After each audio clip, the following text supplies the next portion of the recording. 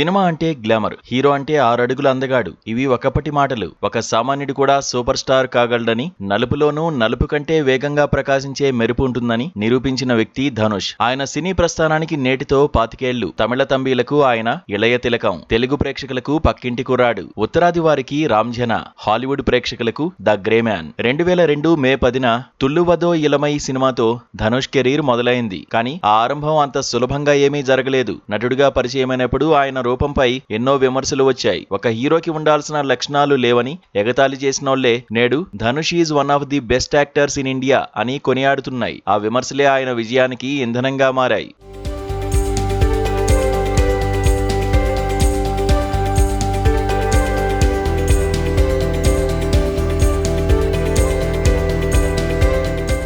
ధనుష్ అంటే కేవలం ఒక నటుడు మాత్రమే కాదు, ఆయన ఒక కంప్లీట్ ప్యాకేజీ. అద్భుతమైన నటుడిగా, ఆకట్టుకునే దర్శకుడిగా తన్ను తాను మలుచుకున్నారు. పాపాండి, రాయన్, ఇడ్లీ కడై వంటి చిత్రాలతో మెగాఫోన్ పట్టిన ధనుష్ కొలవెరిటీ పాటతో ప్రపంచాన్ని ఊగించిన గాయకుడు కూడా. దర్శకుడిగా, నిర్మాతగా, కథా రచయితగా ఆయన ప్రయాణం ఒక స్ఫూర్తిదాయక పాఠం. తమిళంలో ఆయన చేసిన ప్రయోగాలు అన్నీ ఇన్ని కావు. కాదల్ కొండేన్లో సైకో ప్రేమికుడిగా, పుదుపేటలో గ్యాంగ్స్టర్ గా, అసురన్లో ఒక తండ్రిగా ఆయన అభినయం అద్భుతం. ఇక వడా చెన్నై, పొల్లాదవన్, మారి, వాతి, తిరుచిట్రాంబలం వంటి చిత్రాలు ఆయన్ను మాస్, క్లాస్ అనే తేడా లేకుండా అందరికీ దగ్గర చేశాయి. ఇటీవలే వచ్చిన కరా చిత్రం కూడా ఆయన ఖాతాలో మరో ఘన విజయాన్ని చేర్చింది.